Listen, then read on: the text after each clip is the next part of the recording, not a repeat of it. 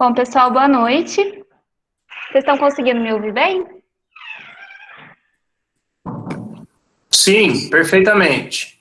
Beleza. Todo mundo está conseguindo escutar bem a Rosário também, né? Sim, estamos escutando bem. Tranquilo, então.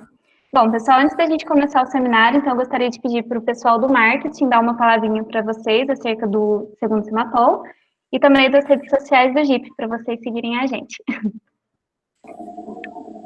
Boa noite, pessoal.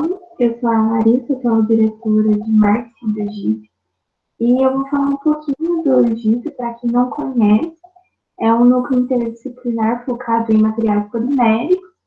E lá a gente faz muitas palestras, eventos relacionados a essa área e a aplicação dela. Então, eu vou deixar as redes sociais aqui para vocês.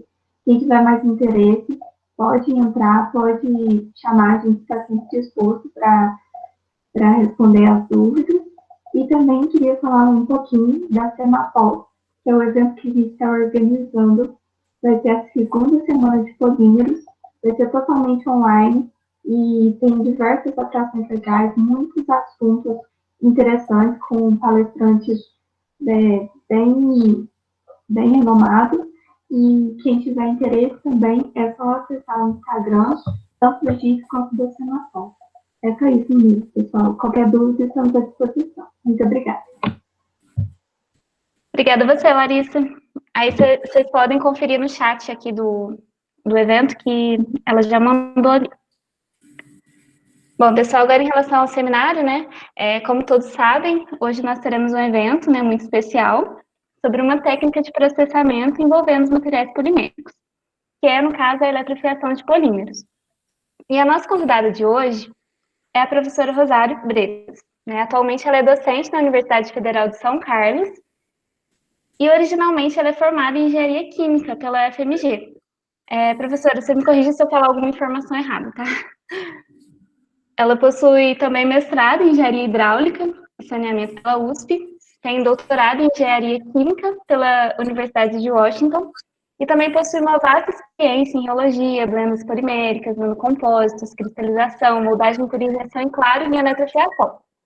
Bom, segundo as próprias palavras do professor Juliano e do professor Alfredo, ela é uma das pesquisadoras mais reconhecidas do Brasil na área de reologia e processamento de polímeros. Então, eu já gostaria de agradecer aqui por ela ter aceitado o nosso convite, né, de participar com a gente. E agora eu passo a palavra para a professora Rosário, por gentileza. Bom, boa tarde a todos, tá?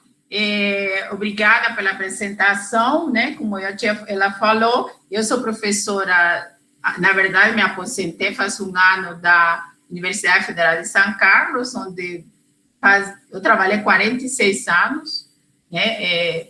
E agora estou um pouco mais, com menos atividade, mas continuo lá fazendo parte da pós-graduação. Então, eu vou apresentar para vocês um seminário sobre eletrofiação de polímeros, né, de nanocompósitos poliméricos, tá? E, como eu tinha falado com a Thaís, caso vocês não entendam alguma coisa, fiquem livres para poder me perguntar, interromper sem problema nenhum, tá bom? Não tem problema nenhum. Bom, então, o título do seminário é Eletrofiação de Nanocompostos Poliméricos para diferentes aplicações, né? Eu vou mostrar primeiro, falar um pouco sobre o que é nanocompósitos poliméricos do ponto de vista de engenharia de materiais, né? Porque, como a Thaís falou, eu sou engenheira química, tenho doutorado em engenharia química, mas trabalhei 46 anos no departamento de engenharia de materiais. Então, a engenharia de materiais, o que ela faz, basicamente? Ela se preocupa, primeiro, com a estrutura do material, né? A estrutura química e física do material, e a partir dessa estrutura química e física, é que você pode predizer algumas das propriedades mecânicas, elétricas que esse material poderá ter. Mas baseado nessa estrutura química e física, e nessa propriedade é que você tem que olhar qual é o tipo de processo que você vai fazer, né? Porque o processo, como você transforma esse material em um produto, depende da viscosidade, a produtividade, as quedas de pressões, né, que vão afetar as propriedades mecânicas e elétricas do material. Então, nós vamos falar mais em relação ao processo, essa relação entre processo e propriedades, né, para otimizar sempre essa relação entre processos e propriedades. Bom, os nanocompostos poliméricos são materiais nos quais a carga particulada possui dimensões nanométricas e a matriz é um polímero. Agora, quanto de carga você utiliza para obter um bom nanocomposto? Vai depender das propriedades que você deseja, né, melhorar, mas quase sempre é acima do limite de percolação. A percolação é quando as nanopartículas estão se tocando uma com a outra e formam uma rede ao redor do polímero. Agora, para você obter uma estrutura percolada, você precisa que os aglomerados da nanocarga sejam dispersos e bem distribuídos através do polímero. Então, você precisa quebrar as nanocargas e distribuir através de todo o polímero. E, sobretudo, uma boa interface entre o polímero e a nanocarga também deve ser criada ou, se necessário, mantida. Então, um grande desafio é, então, a utilização de processos que permitam com que você disperse essas nanopartículas e distribua homogeneamente na matriz viscoelástica, preservando sempre a boa interface entre os dois materiais. Então, aqui eu apresento, por exemplo, geralmente as nanopartículas estão na forma de agregados micrométricos, né? E aqui estão as macromoléculas do polímero. Você tem que ter um processo em que você quebre essas nanopartículas, na verdade, separe elas, nesse caso do agregado micrométrico, você separe elas, né? E essa separação exige muitas tensões, né? Muita força, e depois você distribua elas aleatoriamente dentro da matriz, né? E mantendo ainda a boa interação com o polímero. Então, veja bem, esse não é um processo fácil, porque as forças intermoleculares e interatômicas, geralmente em agregados micrométricos, são muito grandes, né? Quem já trabalhou com nanotubos de carbono, nanopartículas, sabe disso. Então, você precisa de muitas forças dentro de uma matriz viscoelástica para distribuir isso, né, homogeneamente e manter ainda a boa interface. Então, os processos não são assim tão simples, porque requerem muita energia para você fazer esse tipo de separação, né? Agora, então, no DEMA, nós temos trabalhado com esses nanocompostos poliméricos, né? A primeira coisa que a gente sempre faz é a compatibilização, né? Você compatibiliza a matriz polimérica com a nanopartícula, claro, né? E depois você vê que tipo de processo você vai utilizar, né? Então, você pode utilizar no estado fundido, né? No estado fundido, ou em solução, que são os mais tradicionais, né? Cada um tem uma vantagem e desvantagem que eu vou mencionar depois. Então, uma vez você compatibiliza ou não, por exemplo, se você tem uma matriz polar e uma nanopartícula polar, dificilmente você vai precisar de compatibilização. Agora, se você tem uma matriz polimérica apolar e uma partícula polar, provavelmente você vai precisar de compatibilização. Então, após feita a verificação da necessidade ou não de compatibilização, você escolhe o fundido ou solução. E nós temos feito no fundido, primeiro a gente faz uma mistura, né, do polímero com a nanocarga, isso envolve estudar os perfis de extrusão, porque não, na extrusora você não pode ter qualquer perfil para fazer essa mistura, tem que ser um perfil que permita que as tensões sejam elevadas para dispersar e distribuir, né?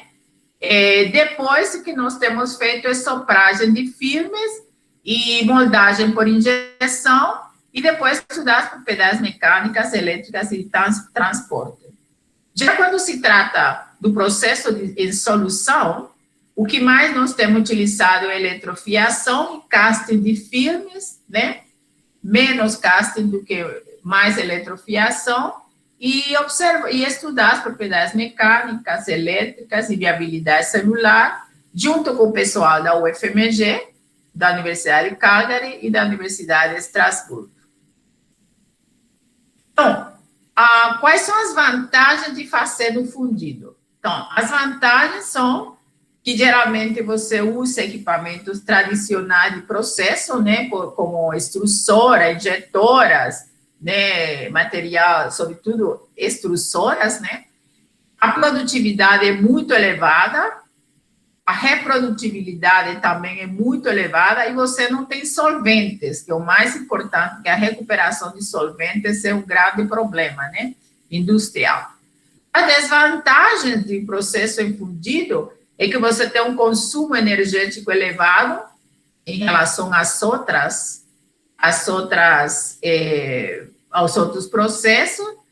Você tem uma dificuldade em obter um estado de percolação, né? Ou seja, de fazer com que as partículas se dispersem, mas ao mesmo tempo estejam se tocando umas com as outras e formando aquele retículo, devido à elevada viscoelasticidade do polímero, né? E, sobretudo, a desvantagem maior, eu diria, que é o decréscimo da razão de aspecto do comprimento dividido pelo diâmetro da partícula, devido às elevadas tensões desenvolvidas. Veja bem, geralmente, essa razão de aspecto, que é a razão entre o comprimento da partícula e o diâmetro dela, por exemplo, nanotubos, ele tem um comprimento muito grande e um diâmetro muito pequeno, então a razão de aspecto é muito grande. Então, quanto maior essa razão de aspecto, melhor é, por exemplo, o reforçamento e maior é a área interfacial entre o polímero e a matriz. Então, se você decresce essa razão de aspecto, quebrando muito as partículas, por exemplo, o valor de L diminui, você vai ter uma menor área interfacial e, logicamente, um menor reforçamento, né? Então, esse aqui eu diria que é uma das principais razões, desvantagens do processo no estado fundido. Já no estado de solução, por exemplo, a eletrofiação, a grande vantagem é que você pode produzir produtos com elevada área superficial em escala nanométrica, que não é conseguida com os equipamentos tradicionais. Só que tem uma grande desvantagem, a baixa produtividade. A produtividade é muito baixa, geralmente as vações são entre 1 a 5 mililitros por hora, né? Ou então vação máxima entre 0,1 a 1 grama por hora. E para vocês terem uma ideia, para conseguir a mesma quantidade por peso das fibras convencionais, por exemplo, fibras de nylon, de poliamida meia, de PET, né? Seria necessário aumentar a velocidade do jato de 4 a 6 ordens de magnitude, quase chegando à velocidade do som. Então, é impossível realmente aumentar a produtividade, como, por exemplo, de fazer uma fibra têxtil, por exemplo, né? E a reprodutibilidade também é baixa e também você tem solvente, que eu diria que também o grande problema é que você tem um solvente que você vai ter que descarregar ou se desfazer dele. embora ele se evapore durante a eletrofiação, mas a evaporação você tem de alguma forma que retirá-lo da câmara, né? Bom, no departamento nós temos um sistema de eletrofiação, né? Que eu vou mostrar aqui depois como é que funciona. Mas em que consiste a eletrofiação? Ele é um processo extremamente simples. Ele consiste, você tem uma seringa, né, ou uma bomba, na verdade é uma bomba, uma seringa que é acoplada a uma bomba que movimenta essa seringa, onde você coloca uma solução polimérica, né? Também pode ser no estado fundido, mas aí você tem que aquecer a seringa, né, até a temperatura de fusão do polímero. Então, geralmente, se utilizam soluções poliméricas, mas também no fundido. E a ponta agulha dessa seringa, ou desse capilar, né, porque isso aqui, na verdade, é um capilar, ela é conectada, né, a uma fonte de alta voltagem, né, e o coletor, onde vão ser coletadas essas nanofibras, também é coletado a outra ponta da fonte de alta voltagem, né? Então, se estabelece um campo elétrico elevado, né, muito elevado, entre a ponta do capilar e o coletor. Você aplica esse campo elétrico elevado, a bomba envia a solução, né? E nós vamos ver depois, devido a instabilidades elétricas e viscoelásticas, esse jato que sai da seringa ou do capilar, ele se dobra e se divide em milhares de nanofibras que são coletadas num coletor, né? Produzindo, então, esse tipo de mantas, né? A gente chama de mantas de nanofibras. Então, o fluxo é devido à aplicação de um campo elétrico elevado aqui, né? Que junto com a pressão, a diferença de pressão na agulha, né? Você tem uma diferença de pressão aqui entre o reservatório e a agulha, né? E também a gravidade, que são as forças que vão fazer essa nanofibra se formar, mas mais forte o campo, você produz milhares de nanofibras com diâmetros nanométricos, né? Então, aqui eu vou mostrar para vocês como que é esse sistema no nosso laboratório. Certo? Vocês viram aqui, a gente tem a manta, né, depois recolhida, e depois ela pode ser retirada também facilmente do coletor, né? Em termos de processo industrial, existem já, né? Aqui, por exemplo, vocês podem ver um processo industrial. Esse é o coletor, esse aqui é o coletor, tá? Retirando, né? Tá vendo que ele tira rápido mesmo, né? Aqui está a agulha, né? A agulha, e aqui está a seringa, né? Aí já está se formando as nanofibras, certo? Já está se formando as nanofibras.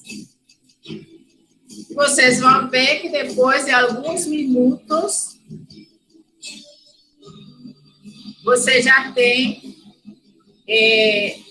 a formação das nanofibras em cima do coletor, né?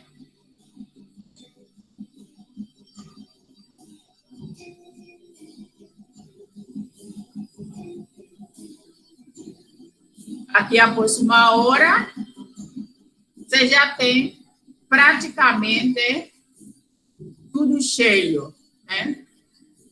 Certo?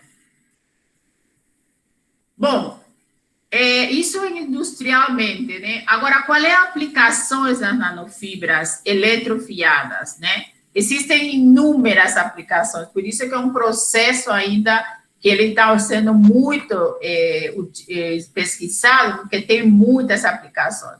Para vocês terem uma ideia, as nanofibras, elas podem servir como carregadores e catalisadores de enzima, né? Elas podem servir para produzir nanoequipamentos eletrônicos e ópticos, para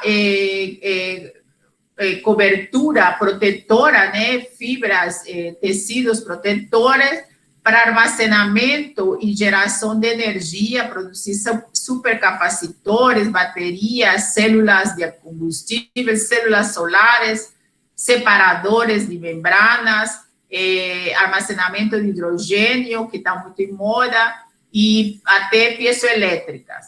Elas podem servir como microreatores, controle e liberação de fármacos, para filtro, dessalinização, a absorção, né, como sensores, né, tanto físico como químico, e como arcabouços ou esqueletos para produzir tecidos musculares do osso, cartilagem, etc.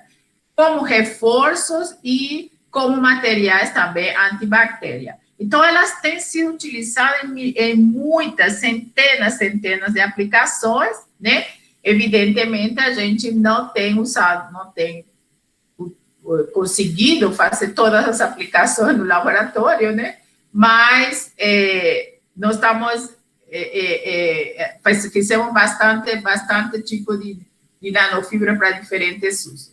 Bom, como é que funciona a eletrofiação? Bem esquematicamente, porque as forças que atuam lá são forças eletroestáticas, elétricas, né? Como vocês viram, você tem uma diferença de tensão aplicada, um campo elétrico aplicado muito elevado, da ordem de quilowatts, né? Mas ele não produziria essa nanofibra se o material não fosse viscoelástico, né? Se não tivesse essa viscoelasticidade, né? Então, são componentes geológicos também que fazem parte dessa formação dessa fibra. Então, quando você tem aqui no capilar, você tem a solução polimérica, ela geralmente, para você fazer eletrofiação, ela tem que ter um excesso de carga. Ela não pode ser uma solução neutra, em que você tem íons negativos neutralizando íons positivos somente. Você tem que ter um excesso de cargas, né? Então, esse excesso de carga, né, quando você aplica o campo elétrico, né, ele forma, na ponta do capilar, se forma o que a gente chama de um cone de Taylor, né, com todos os íons, nesse caso aqui são positivos, mas também poderiam ser negativos, no caso de íons, ficando na superfície do cone de Taylor, né, devido à tensão superficial da solução polimérica, né.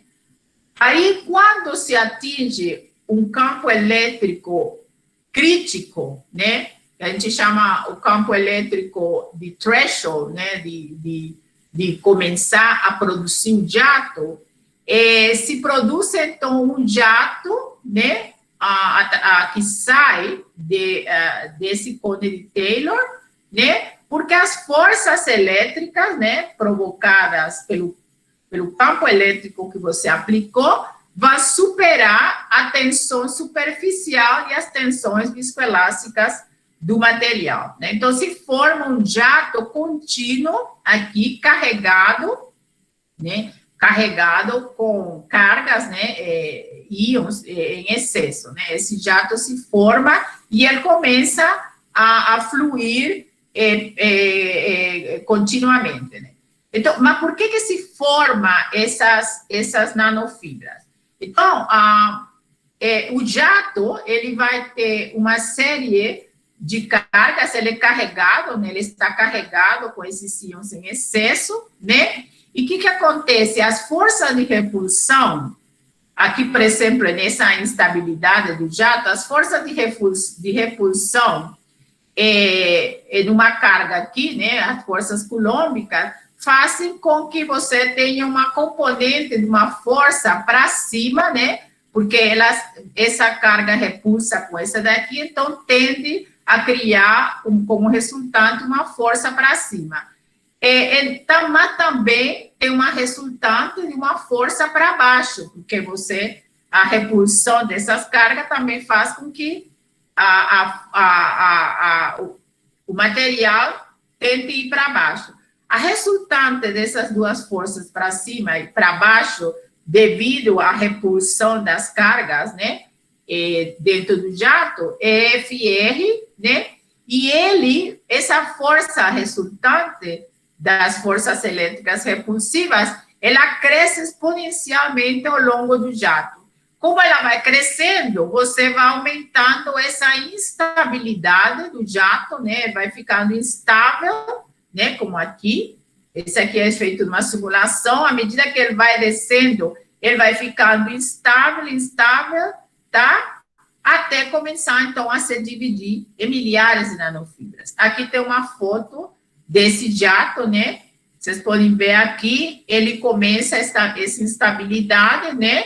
E aqui também depois começa já a sair as milhares de nanofibras. Então, essa é uma forma muito simples de falar o que acontece, mas, como em resumo, você tem que ter íons em excesso, ou cargas em excesso, você vai ter que ter a aplicação de um campo elétrico elevadíssimo aqui, para produzir um jato, e as forças de repulsão, devido à viscoelasticidade do material, do polímero também, que não fazem com que isso aqui se rasgue, né? Fazem com que essa instabilidade vai crescendo ao longo do jato, né? Até você quebrar e produzir milhares de nanofibras. Bom, os parâmetros de controle, então, são muitos, né? Você tem a concentração do polímero, que vai modificar as componentes viscoelásticas, né, as tensões viscoelásticas, o tipo de solvente, que vai modificar a carga acumulada, né, devido à constante dielétrica do solvente, o diâmetro do capilar, que vai mexer com a vazão e a velocidade, a voltagem aplicada, que vai mexer com a força que você está aplicando, o tipo de coletor, a temperatura, a umidade, né? Então, geralmente, dependendo do material, geralmente, quando a voltagem aumenta, você tem uma diminuição do diâmetro da fibra, quando a vazão aumenta, você tem também um aumento do diâmetro da fibra, quando a distância entre o capilar e o coletor aumenta, você tem uma diminuição do diâmetro da fibra. Quando a concentração do polímero aumenta, você tem um aumento do diâmetro da fibra.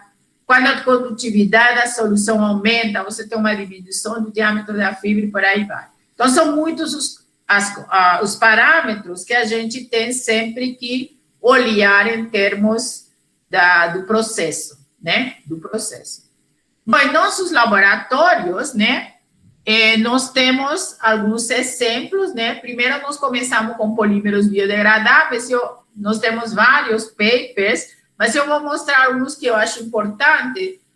Esse daqui, nós fizemos polímeros biodegradáveis para mostrar a influência da condutividade elétrica da solução. Então, nós eletrofiamos nanofibras de poliálcool vinílico, né? PPOH. Ele é um polímero solúvel em água, é utilizado na forma de fibras, para cobertura de papéis, estabilizantes de polimerização, é utilizado em hidrogéis, lentes de contato, lágrimas artificiais, etc. Né? Essa é a fórmula dele. Então, aqui nós fizemos soluções de álcool polivinílico em água, que é fácil, né? Só que a água, ela com álcool polivinílico dava uma condutividade baixa, Então, nós adicionamos um cloreto de alumínio, 1%, para aumentar a condutividade da solução. E fizemos vários testes com várias aplicações de campos elétricos, mantendo mais ou menos a mesma temperatura, mas aqui nós podemos ver que o menor diâmetro, né, foi conseguido, certo? Com aquela solução que tinha a maior condutividade elétrica e o maior campo elétrico, certo? Então, nós obtivemos o menor diâmetro, que era o que a gente queria, quando a gente aumentou a condutividade da solução e aumentou o campo elétrico, né? O campo elétrico aqui foi de 3 kV por centímetro, né? Lembrar que seria a voltagem em kV pela distância entre a agulha e o coletor, né?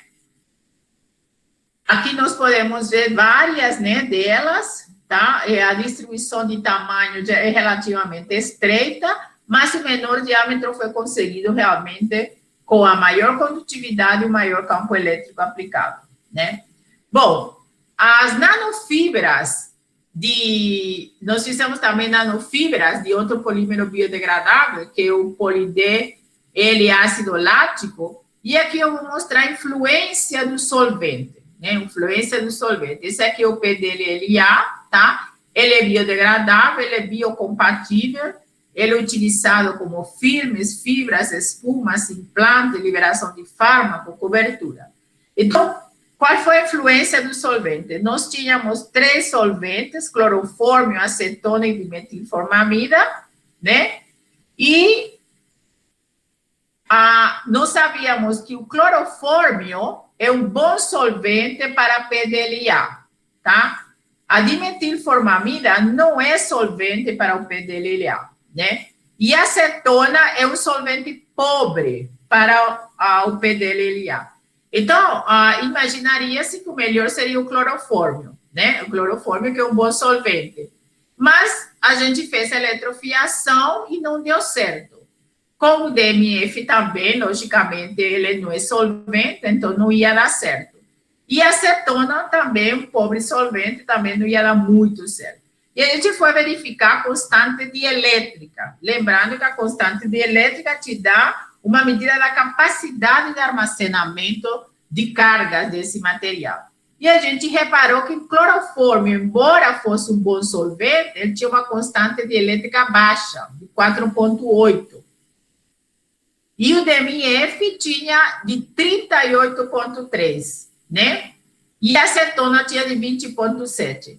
Então, nós fizemos soluções de clorofórmio, que é um bom solvente, com DMF, porque tinha uma constante dielétrica elevada, e de clorofórmio, novamente, que era um bom solvente, e de acetona, porque tinha também uma constante dielétrica elevada, né? E aí nós conseguimos eletrofiar. Aqui, por exemplo, vocês estão vendo de clorofórmio com DMF e de clorofórmio com acetona, né? As mantas muito boas, tá?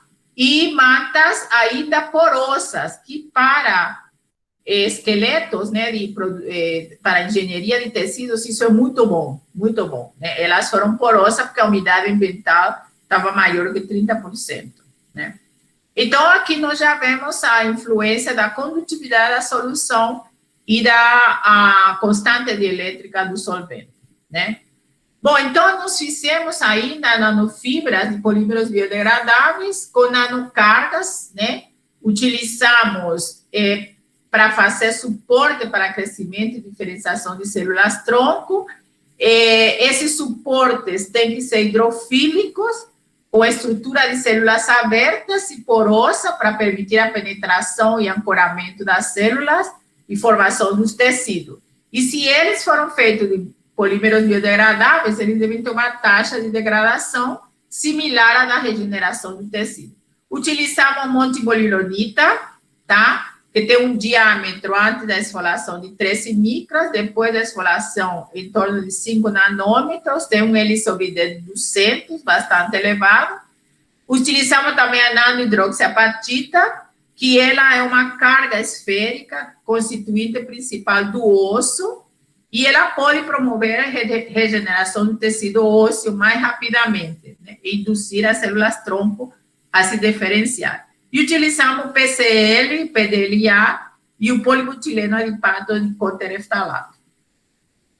Aqui vocês podem ver a PCL com a montimolidonita, vocês podem ver aqui a montimolidonita, que ela é uma carga lamelar, né, na nanofibra de PCL, e nesta outra aqui também, em PBAT com montimolidonita, vocês podem ver as lamelas de MMT alinhadas ao longo das fibras, né, das nanofibras.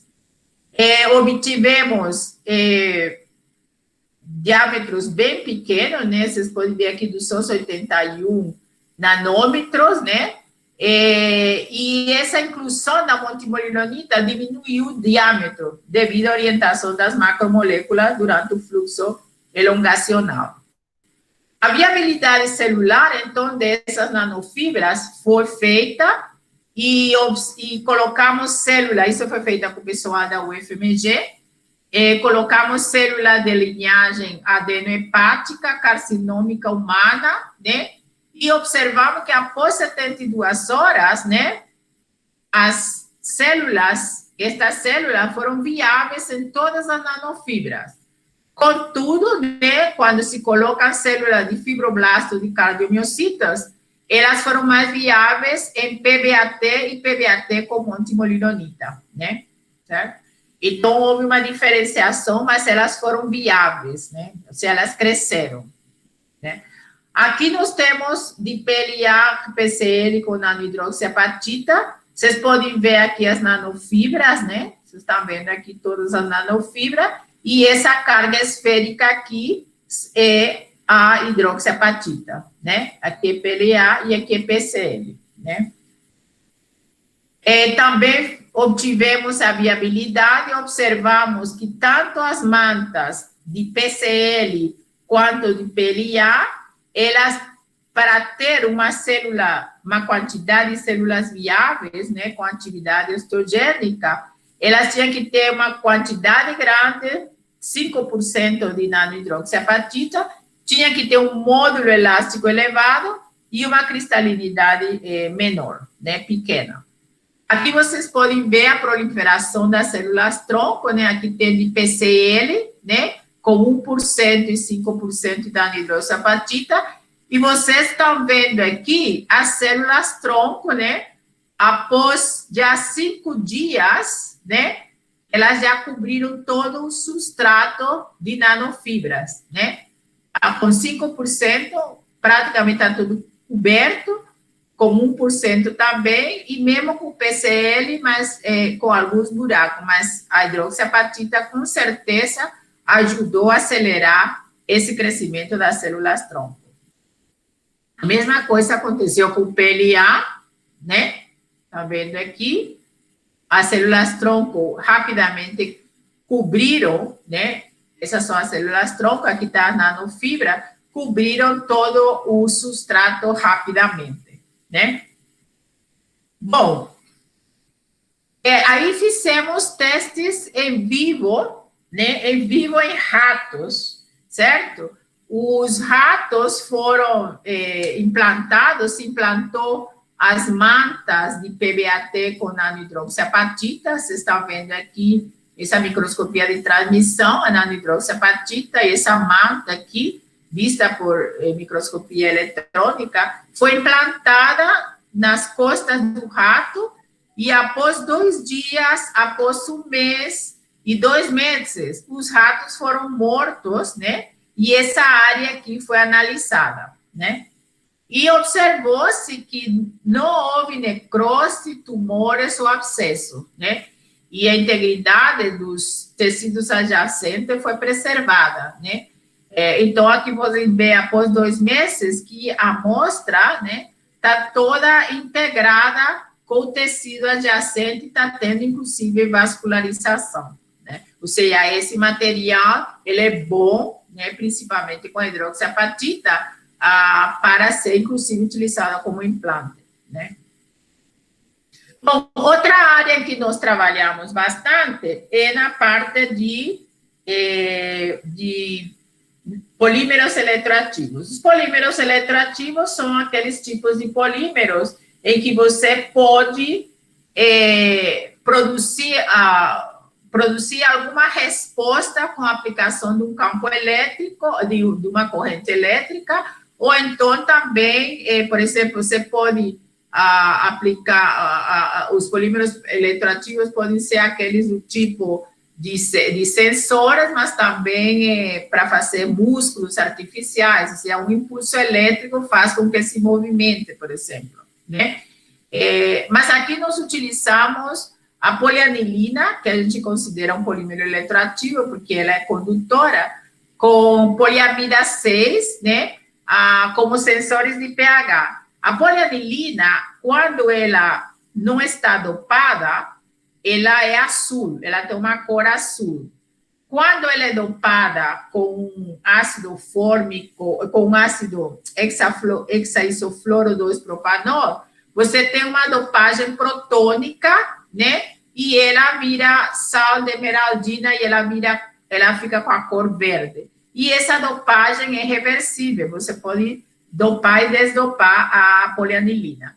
Então, nós formamos fibras, nanofibras de poliamida C com polianilina, né? Aqui vocês estão vendo ela, a diâmetro menor, que são 60 nanômetros, e fizemos também uma blenda de poliamida C com polianilina por casting, só para ver a resposta das duas, né?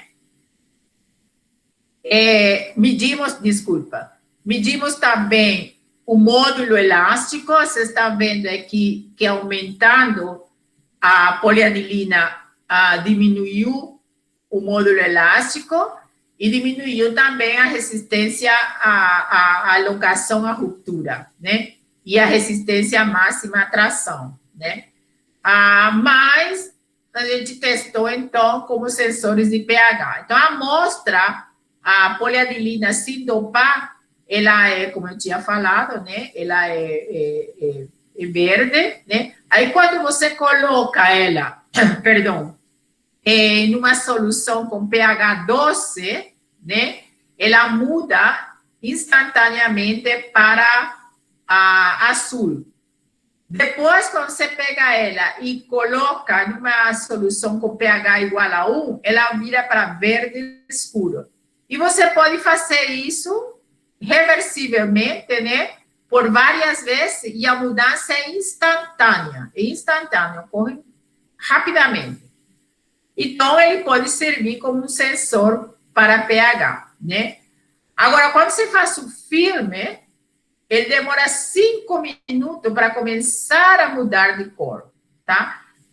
Porque aqui a área interfacial das nanofibras com a solução é muito maior, então a resposta é praticamente instantânea, né? Bom, também fizemos mantas condutoras elétricas, né?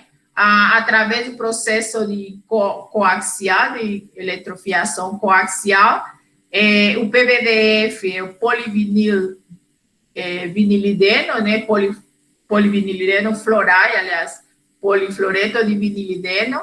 Ele é um polímero eletroativo, ele é muito utilizado como piezoelétrico e também piezoelétrico e ferroelétrico, né? Então, nós fizemos aqui um sistema de coaxial em que o núcleo aqui era PVDF, que é esse polímero eletroativo, e a capa dele era de PVDF com polianilina com nanotubos de carbono.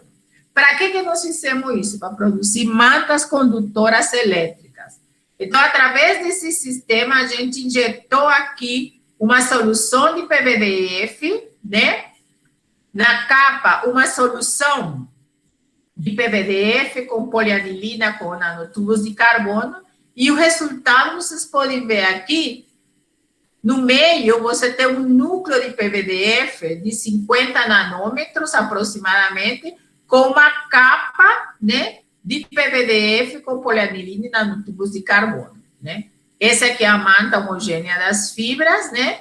E vocês podem ver que nós conseguimos, se a gente fizesse, por exemplo, com uma agulha só e misturasse tudo, PVDF, com a polianilina, nanotubos de carbono, a gente obtinha uma condutividade de 4,08 vezes 10 a menos 12 Siemens por metro. Só que quando a gente faz coaxial, a gente aumenta a condutividade 5 vezes, aumenta a condutividade numa ordem de magnitude de 5 casas, né? Então, conseguimos chegar a uma condutividade de 2,75 vezes 10 a menos 7 Siemens por metro. Se aumentamos muito a condutividade, né? Agora, esse sistema de coaxial, ele é muito difícil, né? Então, nós decidimos fazer a eletrofiação de PVDF com nanotubos de carbono enxertados com polialinina para produzir, então, as mantas condutoras elétricas, né?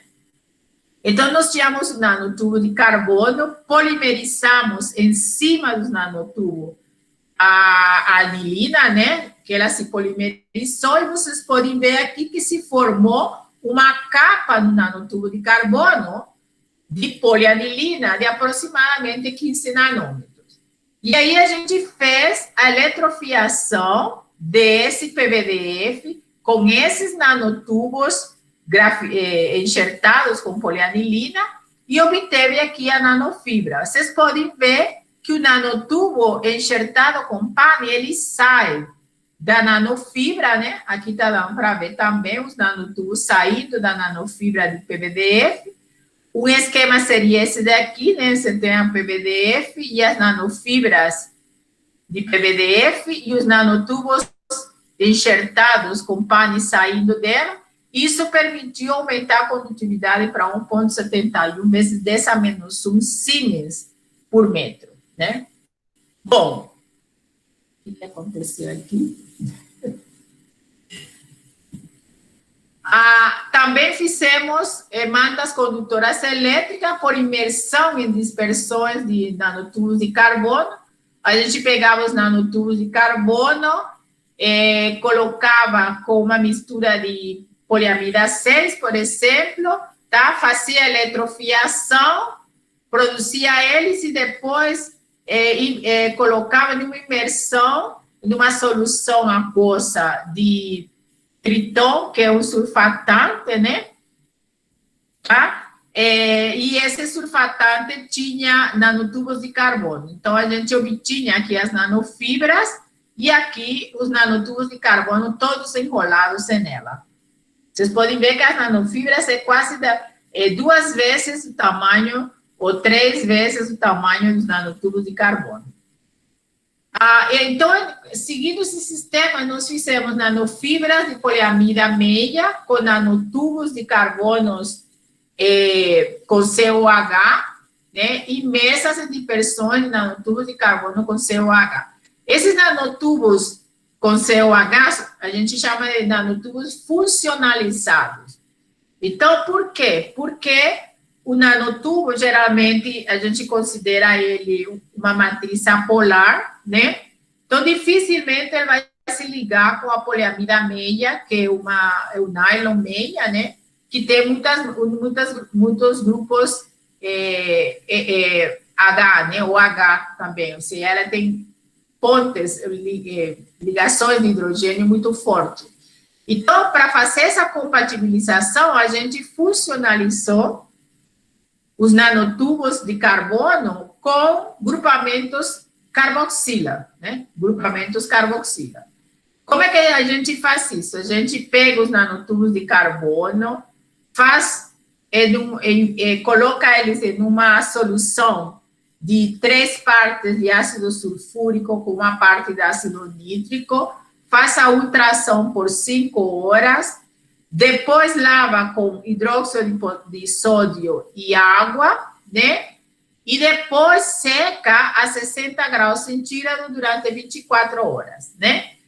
Como é que a gente sabe que esses grupamentos carboxilos ficaram enxertados nos nanotubos? A gente, por ultravioleta visível, tem esse pico a 247, que é o pico de COH, e que mostra que ele foi enxertado. Esse aqui é do nanotubo sem enxerto, e esse aqui é do nanotubo de carbono com o COH.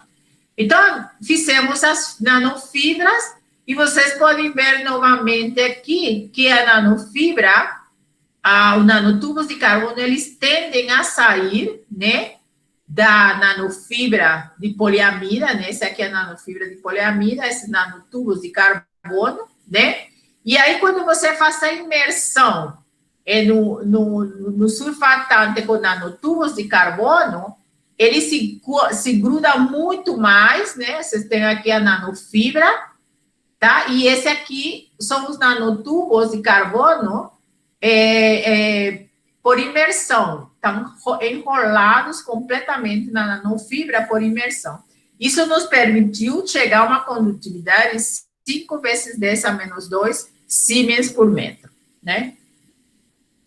Bom, outras nanofibras que fizemos também foram de blendas de poliamida meia com pane, né? Imersas em dispersões de nanotubos de carbono dopados com nitrogênio. Qual é a vantagem do nanotubo dopado com nitrogênio? O nanotubo dopado com nitrogênio, ele substitui o nitrogênio, substitui o carbono em alguns pontos, né? Então, você tem o nitrogênio em alguns pontos da rede do nanotubo de carbono.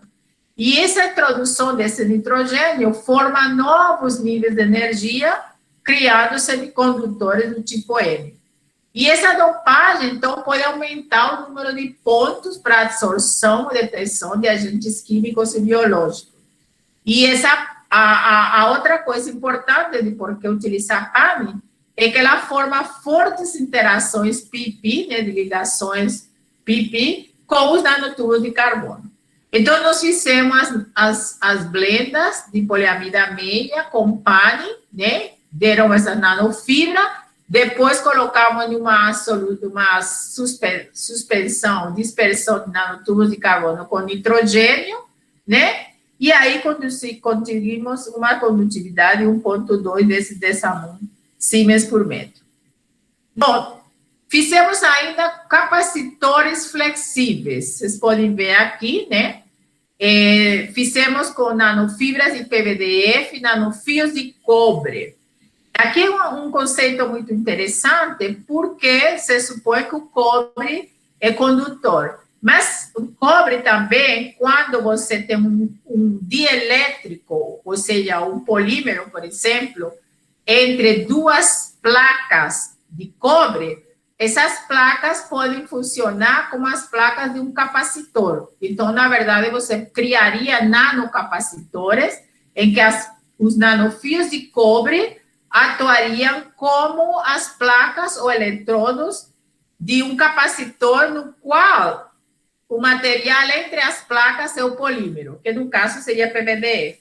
Então, nós fizemos os nanofios de cobre, foram sintetizados eletroquimicamente, eles têm um diâmetro de 25 nanômetros, colocamos com PVDF, fizemos a nanofibra, vocês podem ver aqui a nanofibra de PVDF e os nanofios de cobre, né, formando nanocapacitores, certo? E eles ficou um nanocapacitor flexível, você está vendo que a manta é extremamente flexível e com uma permissividade elétrica relativamente elevada para polímero, né, de 14, mas embora com uma perda grande, mas conseguimos aumentar a permissividade elétrica do capacitor. Finalmente, né, nós fizemos aí nanofibras cerâmicas para aplicações fotovoltaicas, né? Quem trabalha com células solares sabe que a interface entre o material produtor de buracos e elétrons, né, que é a camada ativa, e os materiais transportadores de elétron e transportadores de buraco, deve ser a melhor possível e a maior possível para esse caminho ser curto, né, da produção de buracos e elétrons para o transportador, e você não perder, então, e evitar a recombinação de buracos com elétrons, né. Então, nanofibras é para produzir nanofibras e colocá-las em contato com os transportadores de elétrons e buracos, ela tem uma área superficial muito grande, então ajuda bastante, né? E nesse caso, o óxido de ferro e bismuto é um material que tem um band gap relativamente pequeno, né? Nós produzimos as nanofibras de óxido de ferro e bismuto a partir da polivinilpirrolidona. Ela forma a polivinilpirrolidona junto com os íons, né, de ferro e bismuto. Eles formam um complexo que ajuda, então, na eletrofiação. A gente obteve as nanofibras aqui, com poliméricas, né, com o PVP, polivinilpirrolidona. Depois fez uma calcinação aqui nos 50 graus, né, e nós obtivemos a fibra de óxido de ferro bismuto, né, completamente cristalina, né, vocês podem ver aqui os cristalitos, e ainda com um band gap pequeno, de 1,96 electron-volts, né.